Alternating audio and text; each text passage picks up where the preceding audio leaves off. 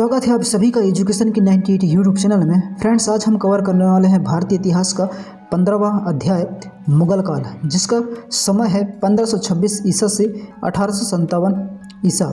आज इसी के मोस्ट 25 इम्पोर्टेंट कवर करने वाले हैं। इसके जो 25 मोस्ट इम्पोर्टेंट प्रश्न हैं आज हम कवर करने वाले हैं मुगल काल का। तो फ्रेंड्स चलिए स्टार्ट करते हैं आज का क्लास। और ये रहा पहला प्रश्न है आपके सामने कि 1526 ईसा में बाबर ने किस वंश के शासक को परास्त कर मुगल साम्राज्य की नींव डाली। तो किस वंश को परास्त कर बाबर ने मुगल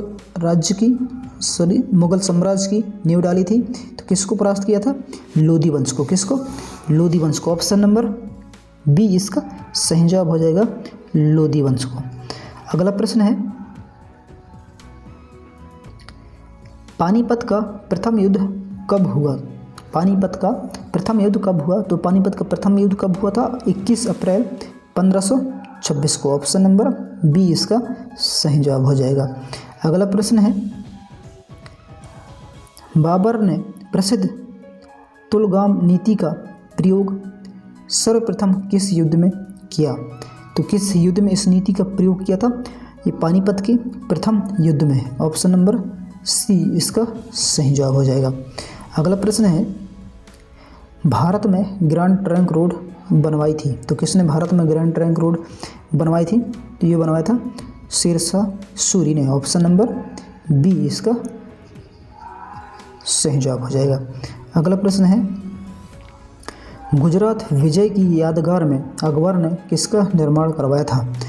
गुजरात विजय की यादगार में अकबर ने किसका निर्माण करवाया था? तो किसका निर्माण करवाया था? ये करवाया था बुलंद दरवाज़ा का। ऑप्शन नंबर बी इसका सही जवाब हो जाएगा, बुलंद दरवाज़ा। अगला प्रश्न है, आइन ए अकबरी एक महान ऐतिहासिक कृति निम्नलिखित में से किसके द्वारा लिखी गई थी? तो किसके द्वारा लिखी गई थी? ये लिखी गई थी अबुल फजल के द्वारा। ऑप्शन नंबर ए इसका सही जवाब हो जाएगा। ऑप्शन नंबर ए इसका सही जवाब हो जाएगा। अगला प्रश्न है, पानीपत की दूसरी लड़ाई 5 नवंबर 1556 ईसा में निम्नलिखित में से किसके बीच हुई थी? तो किसके बीच हुई थी पानीपत की दूसरी लड़ाई? तो ये हुआ था अकबर और हेमू के बीच में। ऑप्शन नंबर ए इसका सही जवाब हो जाएगा, अकबर और हेमू के बीच में। अगला प्रश्न है, दीन ए इलाही नामक नया धर्म किसके द्वारा शुरू किया गया था? तो किसके द्वारा शुरू किया गया था दीन ए इलाही? तो ये किया गया था अकबर के द्वारा। ऑप्शन नंबर सी इसका सही जवाब हो जाएगा। अगला प्रश्न है, प्रसिद्ध मुस्लिम शासिका चांद बीबी जिसने बरार को अकबर को सौंपा निम्नलिखित में से किस राज्य से संबंधित थी? तो किस राज्य से संबंधित थी? ये था अहमदनगर से। ऑप्शन नंबर सी इसका सही जवाब हो जाएगा। अगला प्रश्न है, मुगल प्रशासन व्यवस्था में मनसबदारी प्रणाली को किसने प्रारंभ किया था? मतलब मुगल प्रशासन व्यवस्था में मनसबदारी प्रणाली को किसने प्रारंभ किया था? तो किसने प्रारंभ किया था? अकबर ने। किसने? अकबर ने। ऑप्शन नंबर बी इसका सही जवाब हो जाएगा। अगला प्रश्न है, अपने काल का महान संगीतज्ञ तानसेन किसके दरबार में थे? तो किसके दरबार में थे? ये थे किसके दरबार में? अकबर के दरबार में। ऑप्शन नंबर बी इसका सही जवाब हो जाएगा। अगला प्रश्न है, मुगल काल की राजभाषा कौन थी? मुगल काल की राजभाषा कौन थी? तो मुगल काल की राजभाषा कौन थी? फारसी थी। ऑप्शन नंबर डी इसका सही जवाब हो जाएगा। अगला प्रश्न है,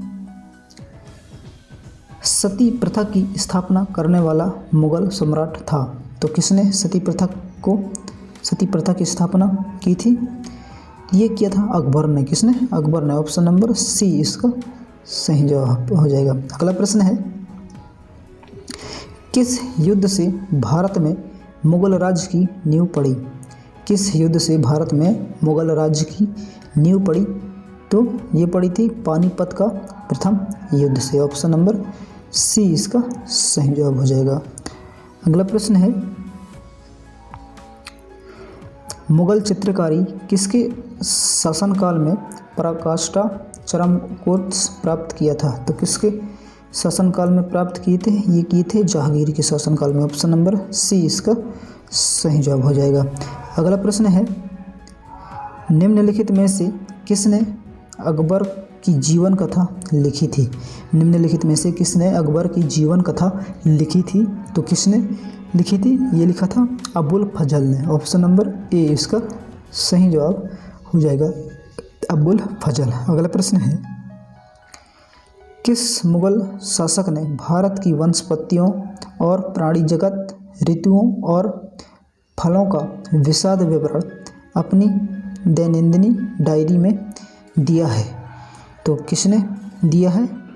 ये दिया है बाबर ने। किसने? बाबर ने। ऑप्शन नंबर सी इसका सही जवाब हो जाएगा। अगला प्रश्न है,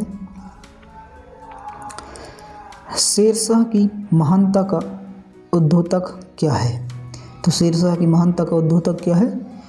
तो ये एक प्रशासनिक सुधार। किसका इसको उद्योतक क्या था? प्रशासनिक सुधार। ऑप्शन नंबर सी इसका सही जवाब हो जाएगा। अगला प्रश्न है,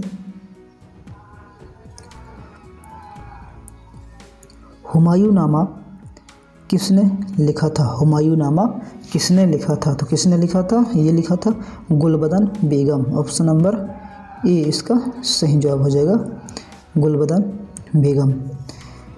अगला प्रश्न है, अकबर के शासन में महाभारत का फारसी भाषा में अनुवाद किया गया था, वह किस नाम से जाना जाता है? तो किस नाम से जाना जाता है? रजमनामा। ऑप्शन नंबर बी इसका सही जवाब हो जाएगा। अगला प्रश्न है,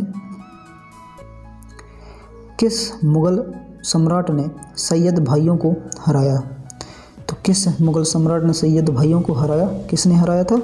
मोहम्मद शाह ने। ऑप्शन नंबर बी इसका सही जवाब, ऑप्शन नंबर डी इसका सही जवाब हो जाएगा। अगला प्रश्न है, निम्नलिखित में से कौन अंतिम मुगल सम्राट थे? निम्नलिखित में से कौन अंतिम मुगल सम्राट थे? तो कौन अंतिम मुगल सम्राट थे? बहादुर शाह द्वितीय। ऑप्शन नंबर सी इसका सही जवाब हो जाएगा। अगला प्रश्न है, अकबर के शासनकाल में भू राजस्व सुधारों के लिए कौन उत्तरदायी था? अकबर के शासनकाल में भू राजस्व सुधारों के लिए कौन उत्तरदायी था? तो कौन उत्तरदायी था? टोडरमल। ऑप्शन नंबर बी इसका सही जवाब हो जाएगा, टोडरमल। अगला प्रश्न है, अकबर द्वारा बनवाए गए उपासना भवन पूजा गृह का क्या नाम था? क्या नाम था इसका? इबादत खाना। क्या था? इबादत खाना। ऑप्शन नंबर सी इसका सही जवाब हो जाएगा। अगला प्रश्न है, सुप्रसिद्ध संगीतज्ञ द्वय तानसेन और बीजू बावरा, यह बीजू बावरा किसके शासनकाल में सुविख्यात थे? तो किसके शासनकाल में सुविख्यात थे? ये थे अकबर के शासनकाल में। ऑप्शन नंबर सी इसका सही जवाब हो जाएगा। तो फ्रेंड्स, कुछ इस तरह है आज की क्लास का 25 मोस्ट इम्पोर्टेंट प्रश्न है मुगल काल का। फ्रेंड्स, क्लास कैसा लगा नीचे कमेंट कर जरूर बताएं, और पहली बार अगर आप हमारी इस एजुकेशन चैनल में आए हैं तो प्लीज़ चैनल को सब्सक्राइब कर बेल आइकन को प्रेस जरूर है, ताकि आने वाले हर एजुकेशनल वीडियो आप तक सबसे जल्द पहुँचे और मुझे आपके लिए अगला क्लास तैयार करने के लिए मोटिवेशन मिले। तो फ्रेंड्स, मिलते हैं नेक्स्ट क्लास में, तब तक के लिए जय हिंद, वंदे मातरम। अपना ख्याल रखिएगा।